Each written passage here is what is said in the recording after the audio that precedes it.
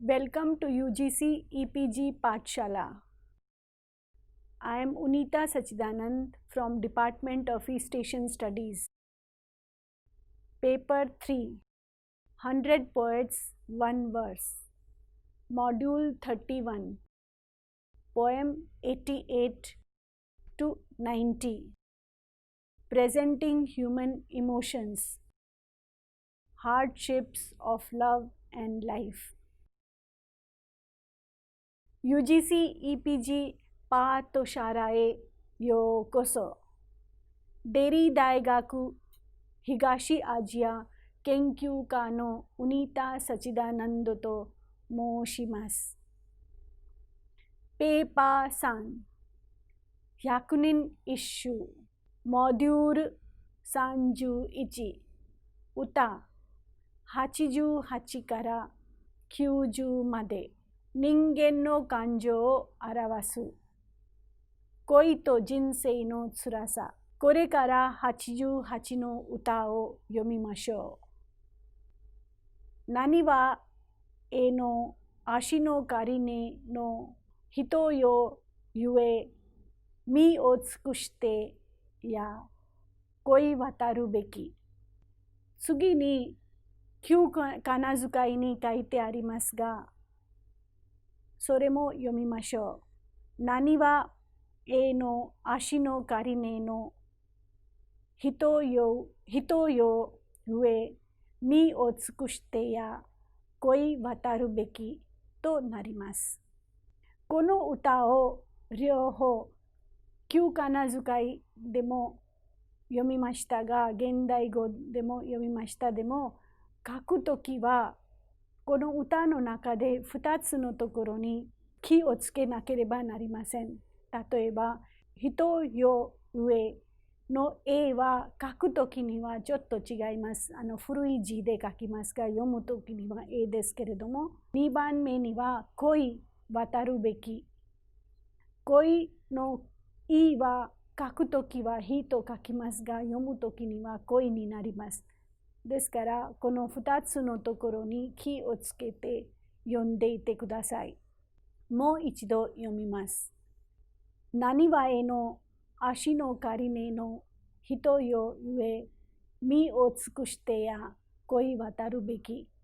この歌のポイントを言うと、これは旅先の宿でたった一晩過ごした人とのわずかな時間をきっかけに、その相手に対するできた恋は一生忘れられません。そういう心、忘れられない心を読んでいる歌であります。この歌に隠語、掛け言葉、上言葉の美しさが見られます。この歌の作者は、高家門のインベットがこの歌を読みました。彼女は太閤太後宮の助源の俊高の娘だと言われています。けれども、詳しいことはあまり知られていません。崇徳天皇の皇后、高家門院正氏に仕えた高家門の院が藤原忠道の長女で、彼女は1180年に出家しまして、その後いつ死んだかよくわかりません。その情報ははっきりではありません。歌の意味も見ましょう。何はの入り江に生えている足の仮ねの人よではないが、そのように短いあなたとの仮ねの人よを過ごしたために、私はこれからずっと何は絵の身を尽くしのように、この身を尽くしてあなたを恋続けることだろうかという意味になります。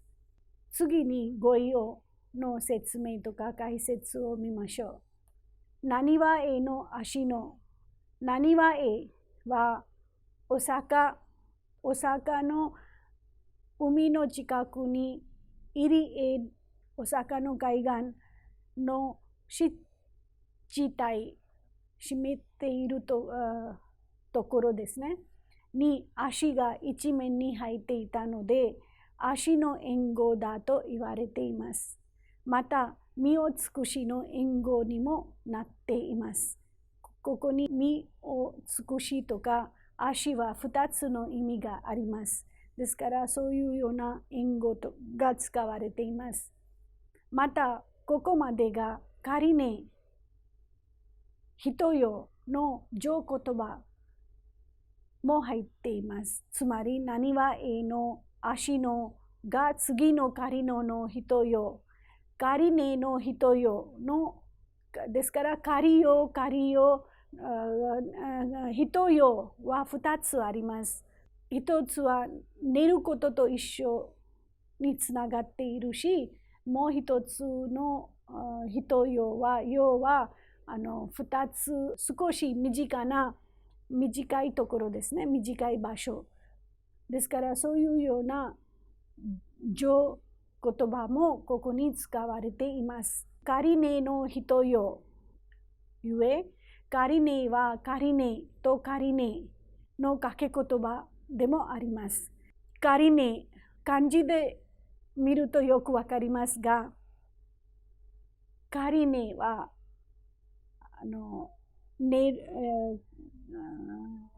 前は寝ると一緒ですね、仮は。次の仮ねは、ねは果物の木とか木の根ですね。ですから、仮ねの掛け言葉がここに使われています。人よも前にも説明したように、人よと人よは少し小さな場所とか短いところとか、人よはよはこの時、次の人よは夜の意味ですね。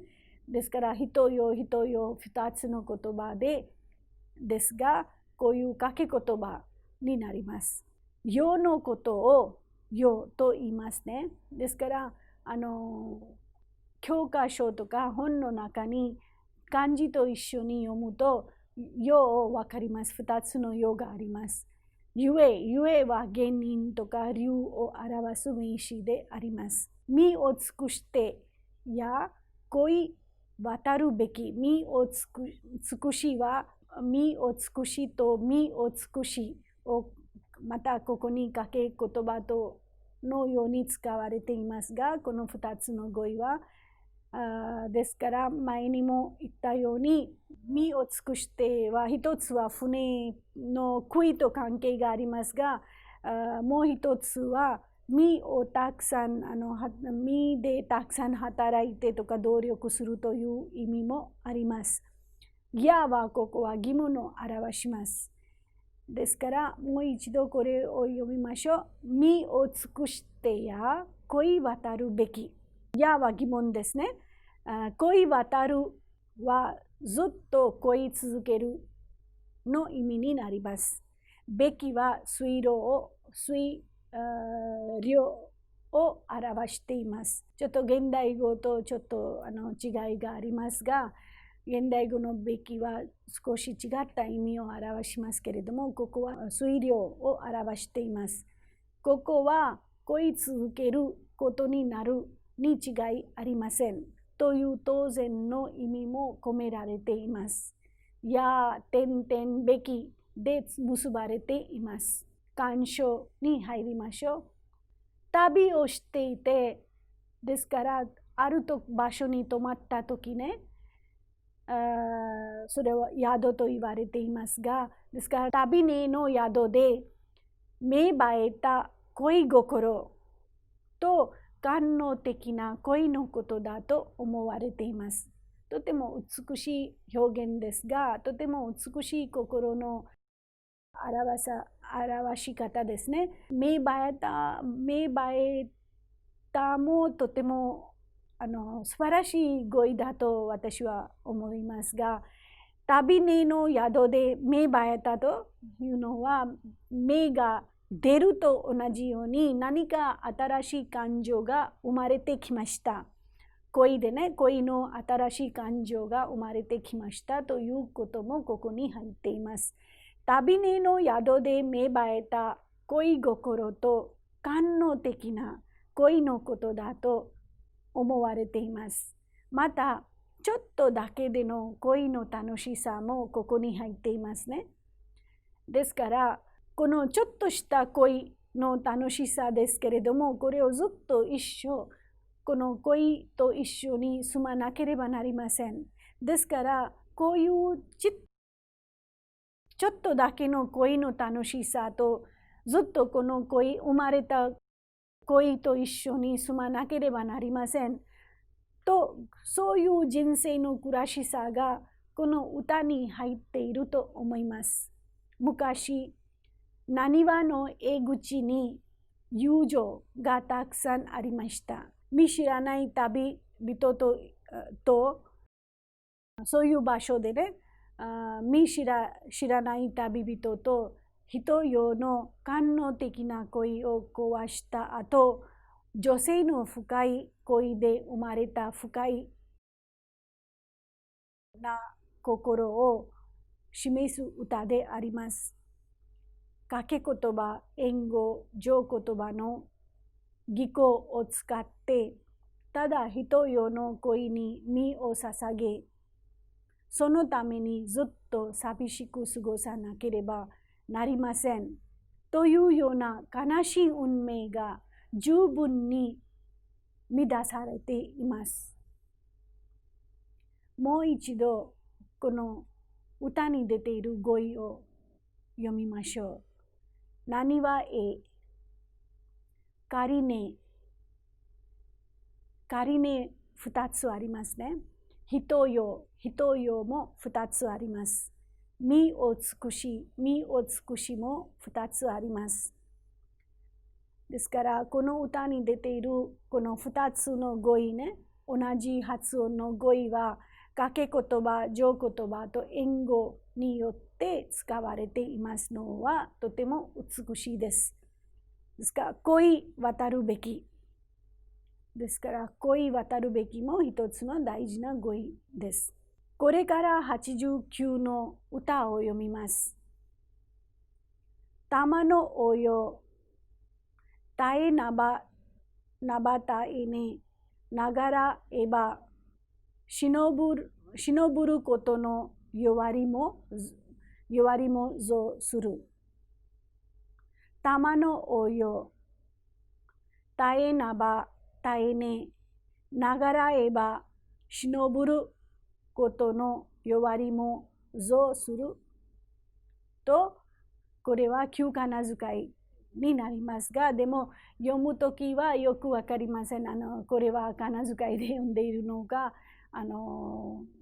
現代語で読んでいるのかよくわかりません。でも書いているものをちゃんと見ればよくわかりますが、ここに気をつけなければならないことは、えのところですね。ながらえば、書くときにはへと書きますね。読むときにはえです。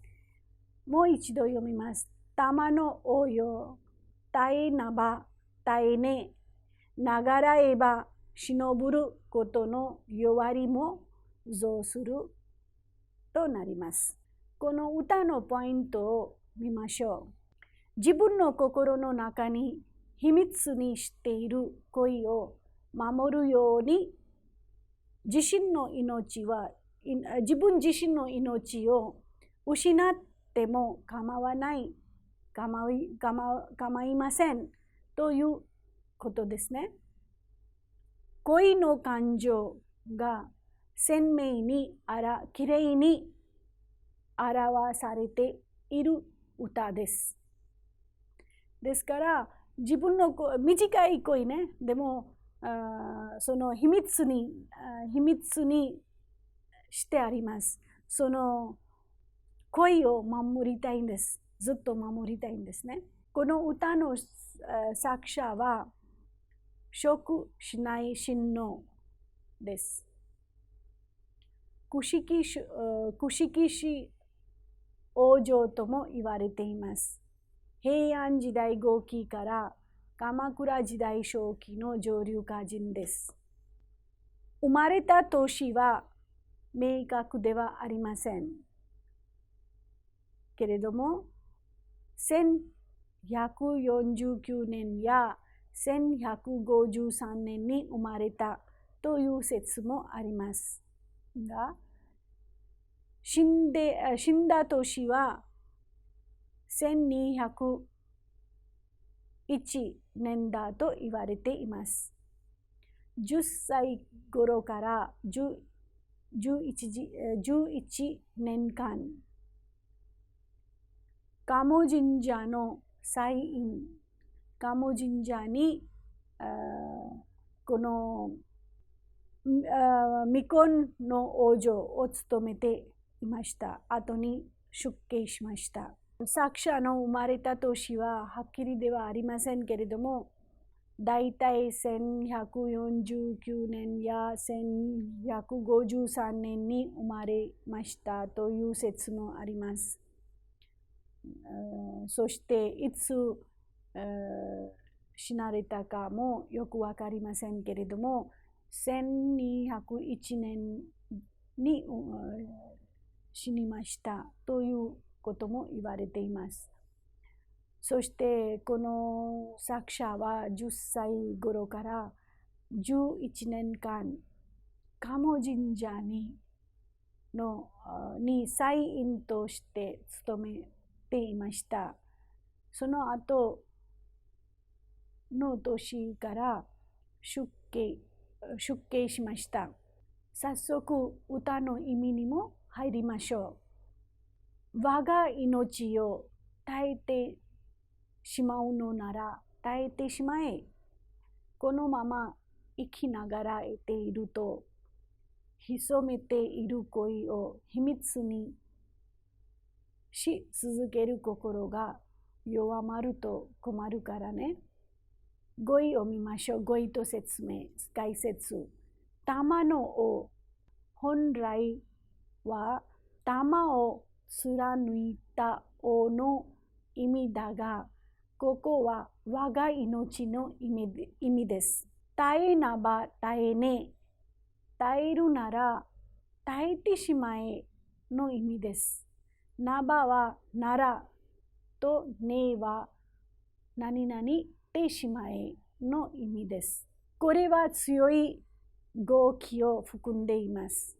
ながらえば、生きながら得ているならばの意味です。弱りもぞとする。弱って潜めた恋心が人に知られたら困るという気持ちもここに入っているという意味です。次に鑑賞を見ましょう。この歌の中では、密かに自分の心の中にある恋が忍ぶ恋であります。この恋が現れて人に知られるのを恐れている気持ちが表されています。秘密の恋に耐えきれそうにもないですが、人に知られるよりも死んでしまいたいという気持ちが表現されています。言い換えれば、命を失うまでその恋の秘密性を守りたいという気持ちが入っているでしょう。自身の心の中の秘密性を守りたいんです。でも、その恋を守りたいかは議論の興味深い課題ではありますが、いずれの場合も命を犠牲にするまでにしたいという考え方が見出されるだろうね。もう一度大事な語彙を見ましょう。玉の尾、絶えなば絶えね、ながらえば、弱りもぞする。秘密。これから90の歌を読みます。見せ場な大島の天の袖谷も濡れにぞ濡れし色は変わらず。もう一度旧仮名遣い読みますけれども、同じように仮名遣いで読むときにも旧仮名遣いで読むときにも読むのは同じですね。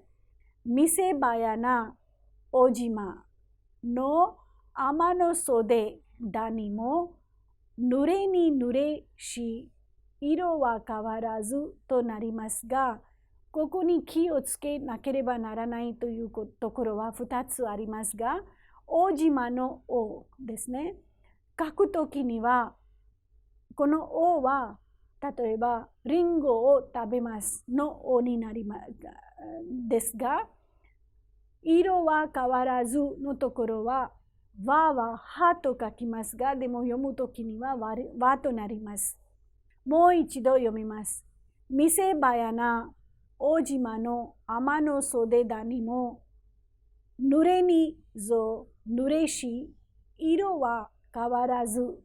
この歌のポイントは、大事なポイントは次のようです。この歌は悲しみに満ちている恋を表現している歌であります。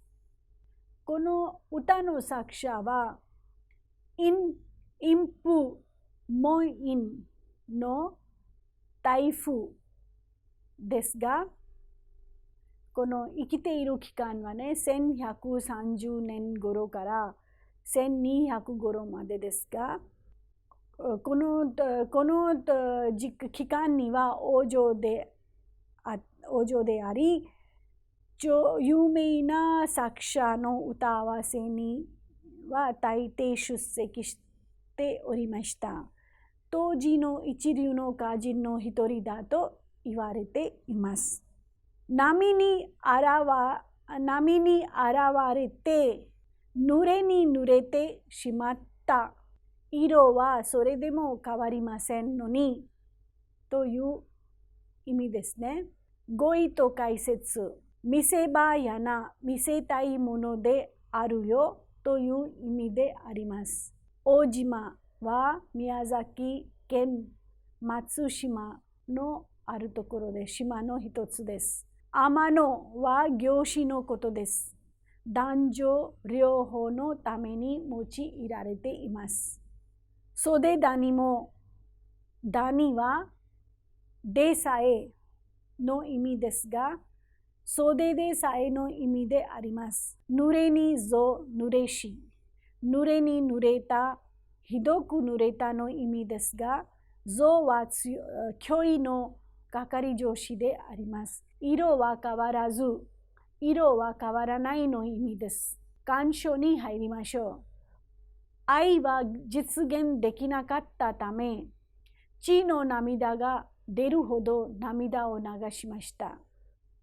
その涙を拭く袖の色が変わってしまったという意味です。ね、血の涙というのは、漢詩文の影響による強調された表現であります。血の涙を流すという表現は、インドでもよく見られます。よく使われていますし、辛い目にあったと似ている意味でも使われています。なお、この歌では、その血の涙で、行司の袖の色は変わってしまい、その袖は波にいくら現れても、袖の色は変わりません。